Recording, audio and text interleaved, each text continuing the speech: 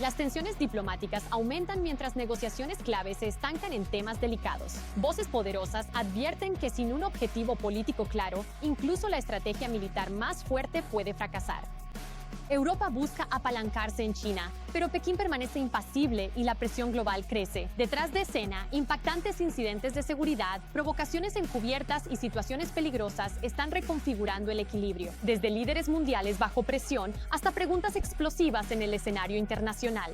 El panorama completo es mucho más intenso de lo que parece. Analicemos lo que está sucediendo en este momento. Hola, esto es Ukraine Today. María Ferobonova aquí con las últimas actualizaciones. Las negociaciones entre las delegaciones de Ucrania y Estados Unidos se llevaron a cabo en Estados Unidos en un ambiente constructivo y pragmático, con ambas partes continuando su trabajo conjunto sobre los principales temas pendientes. Así lo informó la Embajada de Ucrania en Estados Unidos. Se señala que varios temas complejos siguen sin resolverse. Sin embargo, los representantes de Ucrania y Estados Unidos están trabajando en la elaboración de soluciones realistas y aceptables. La embajada también enfatizó que los principales desafíos actualmente se refieren a cuestiones territoriales y garantías de seguridad, mientras que la parte ucraniana busca activamente los formatos óptimos para resolverlos. El presidente Volodymyr Zelensky declaró que los participantes en las negociaciones sobre el plan de paz de Estados Unidos siguen divididos en cuanto a las cuestiones territoriales. Señaló que los negociadores aún no han llegado a un acuerdo respecto al Donbass. Existe una visión de Estados Unidos, Rusia y Ucrania. Y no tenemos una posición unificada sobre el Donbass. El embajador de Ucrania en Londres y excomandante en jefe de las Fuerzas Armadas de Ucrania, Valerius, ha publicado su artículo titulado Política y Guerra, Realidad versus Expectativas, que concibió en 2024 antes de dejar el cargo de comandante en jefe. En el artículo compartió sus opiniones sobre la formación de la estrategia de guerra, considerando que para que Ucrania continúe exitosamente la guerra, la estrategia militar por sí sola no es suficiente. Se necesita un objetivo político claro, uno que permita ver no solo lo que hace el enemigo, sino también cómo avanzar nosotros mismos. El excomandante en jefe cree que el liderazgo de Ucrania aún no ha formulado tal objetivo. Mientras tanto, el objetivo de Rusia es absolutamente claro. Su imagen de la victoria es la eliminación de Ucrania como Estado independiente. ¿Qué resultado de la guerra considerará Ucrania una victoria? Esto, señala Zaluzhny, sigue siendo desconocido. Sin el apoyo de la sociedad, una guerra no puede tener éxito. Es imposible librar una guerra con éxito. Entonces, quizás la principal forma de ese apoyo público sea la actitud de la sociedad, ante todo, hacia la movilización, que rápidamente comenzó a fracasar. Zaluzhny también afirmó que las armas occidentales son una base poco confiable para una estrategia a largo plazo. El autor escribe que depender únicamente del suministro de armas de los socios no es un enfoque confiable. Y no solo porque tarde o temprano se acabarán esas armas, sino principalmente porque las propias armas cambiarán con el tiempo. Y nuestros socios ya no las tendrán. Zaluzhny dice que el objetivo final debe ser mucho más amplio que simplemente recuperar territorio. Se trata de preservar la independencia, la soberanía y la resiliencia política y económica. Mientras tanto, Valery Zaluzhny ya ha superado la destreza del Ministerio de Defensa y del Estado Mayor General. Esta opinión fue expresada por el diplomático Roman Bezmerny. Lo primero y más importante que quiero señalar es esto. El embajador extraordinario y plenipotenciario Valery Zaluzhny ya ha superado el alcance del Ministerio de Defensa y del Estado Mayor General. En la situación actual, yo insistiría en que una nueva coalición debería proponer al gobierno. Y de hecho, sus enfoques son suficientes para que él lidere este gobierno, su comprensión de esta génesis del desarrollo. Porque, en cualquier caso, durante los próximos años, todo girará en torno a cuestiones de defensa y seguridad. Bismarck está convencido de que el potencial de Zaluzhny es increíblemente importante para Ucrania y dice que no debe desperdiciarse ni perderse. Las cosas que Zelensky ha producido y sigue produciendo son prueba de que está surgiendo una élite militar en Ucrania. Este recurso no debe desperdiciarse haciendo que él se siente en Londres y continúe solo escribiendo artículos. Macron regresa de China sin resultados tangibles. Pekín no está dispuesto a presionar a Rusia a pesar de los llamamientos de Francia y la UE. Aunque la visita de Macron fue rica en simbolismo y se centró en las oportunidades comerciales, produjo pocos resultados concretos.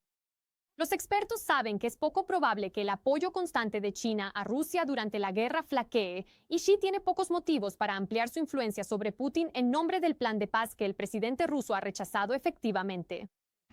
No creo que Pekín tenga ninguna motivación para intervenir y tratar de poner fin a la guerra. Europa no es tan valiosa para China como Rusia. Macron, durante su reunión con Xi, advirtió sobre la tensión en el sistema político internacional causada por la guerra en Ucrania y sobre la necesidad de lograr una paz duradera. Nos enfrentamos al riesgo de un colapso del orden internacional que ha asegurado la paz en el mundo durante décadas. Y en este contexto, el diálogo entre China y Francia es más importante que nunca. El presidente francés exhortó a Xi a unirse a los esfuerzos europeos para un alto el fuego, en forma de una moratoria sobre los ataques a infraestructuras críticas.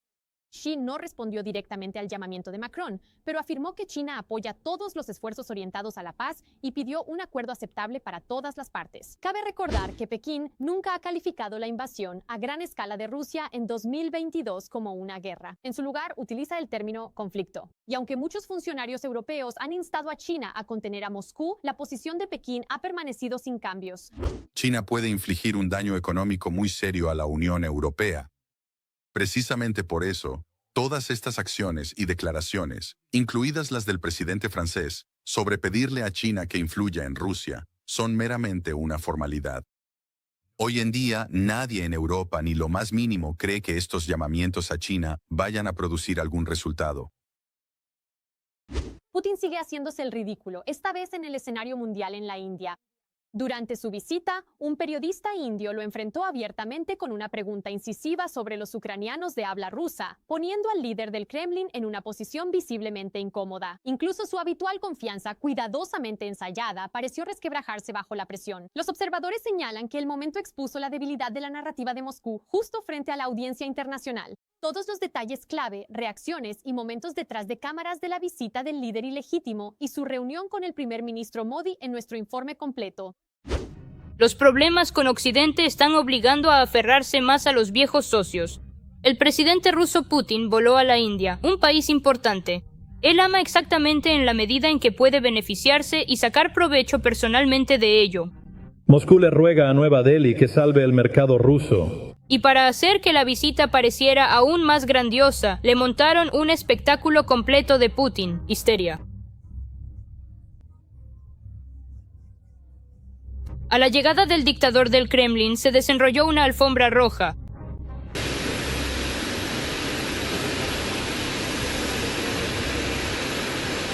Y un supuesto programa cultural justo al lado del avión.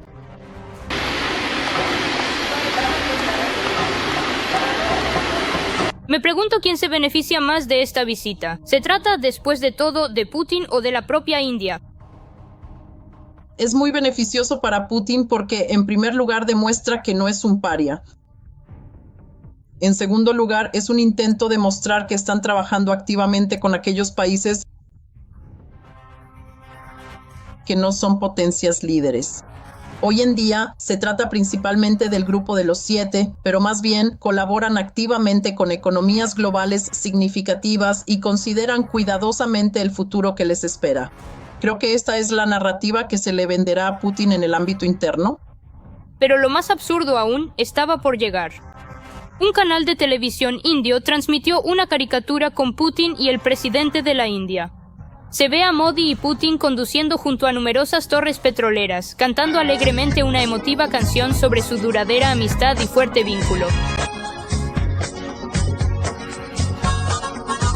Pero quizá te preguntes, ¿qué tiene que ver el petróleo con esto? La respuesta es muy sencilla. India ha reducido sus compras y ahora Putin tendrá que rogarles que las reanuden. El problema no es solo el petróleo.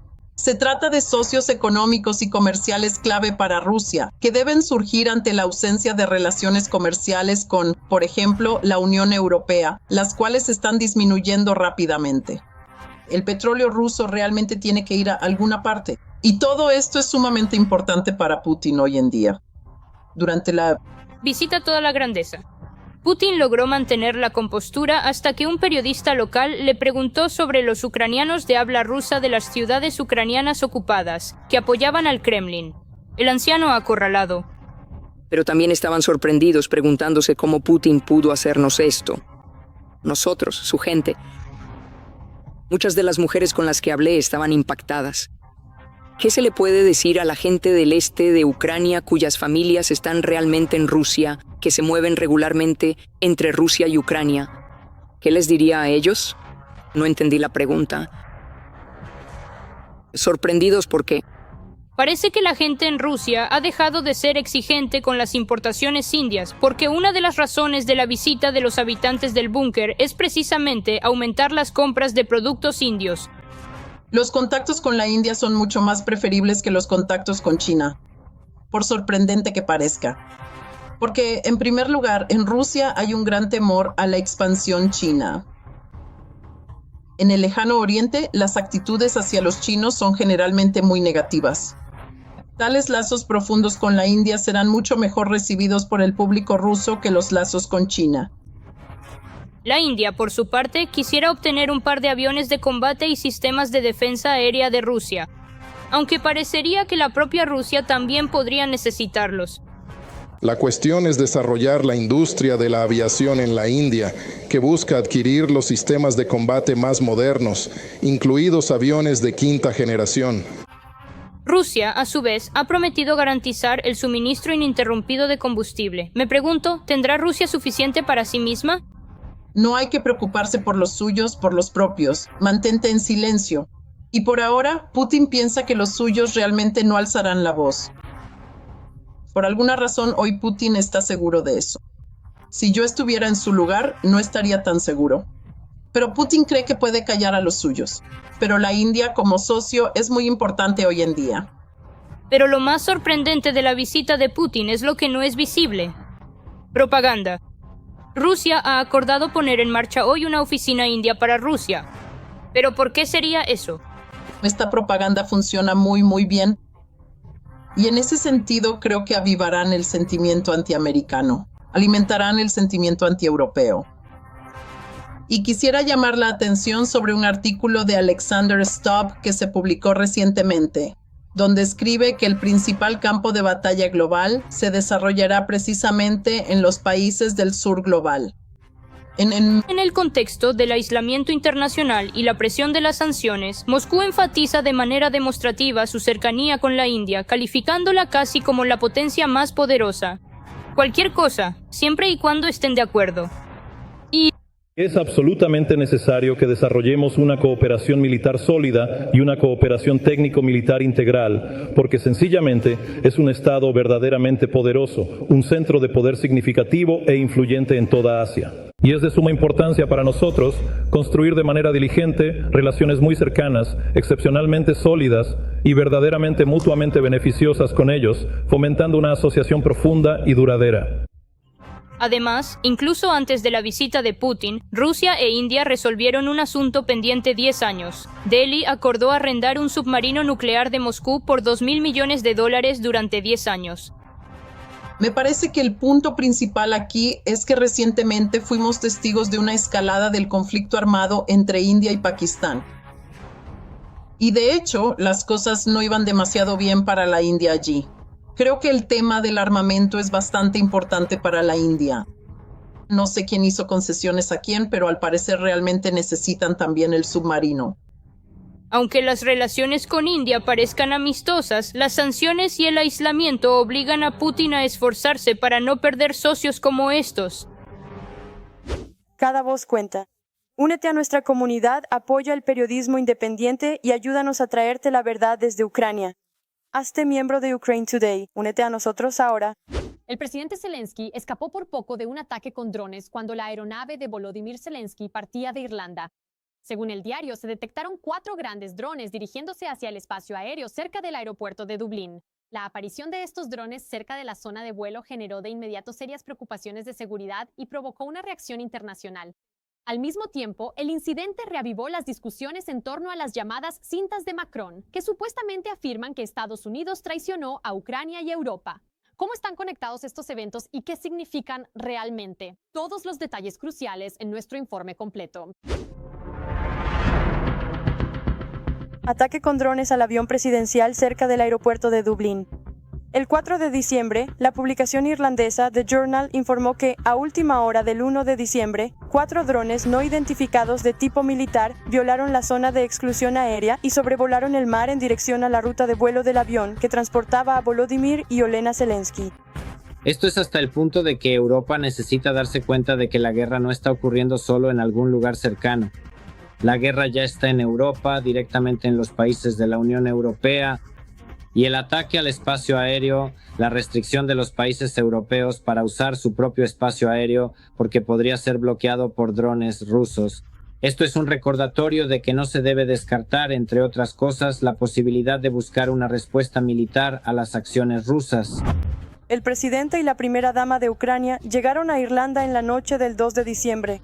Fueron recibidos por el primer ministro Michel Martin. El avión aterrizó solo unos minutos antes del incidente, aunque los drones sí llegaron al área por donde se suponía que debía volar el comandante en jefe ucraniano. Luego, los UAV se dirigieron hacia un buque de la Marina irlandesa, que había sido desplegado en secreto en el mar para la visita del presidente ucraniano. El Servicio de Seguridad de Irlanda considera lo sucedido como un ataque híbrido. Actualmente se está llevando a cabo una investigación. En este preciso momento, realmente me parece que los servicios especiales rusos querían demostrar genuinamente sus amplias capacidades, incluyendo, digamos, la posibilidad concreta de eliminar por completo al presidente Zelensky en el propio territorio soberano de la Unión Europea, que podemos hacer esto. Así que este es un momento muy psicológico, una demostración de que podemos hacerlo. El viernes 5 de diciembre hubo una reunión entre representantes de Estados Unidos y Ucrania. La delegación ucraniana, encabezada por el secretario del Consejo de Seguridad y Defensa Nacional, Rustem Umarov, buscó averiguar qué temas. Los intermediarios estadounidenses Steve Witkoff y Jared Kushner discutieron con el dictador ruso Vladimir Putin en su reciente reunión en Moscú. Estados Unidos se está jugando este juego en el que esencialmente intenta proteger al agresor.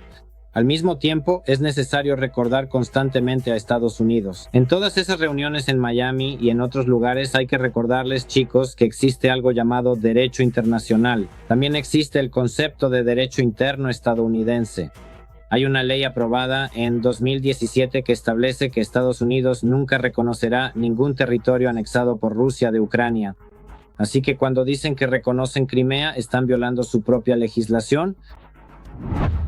Sin embargo, la Estrategia de Seguridad Nacional publicada por la Casa Blanca declara que la amistad con Rusia es una prioridad para Estados Unidos.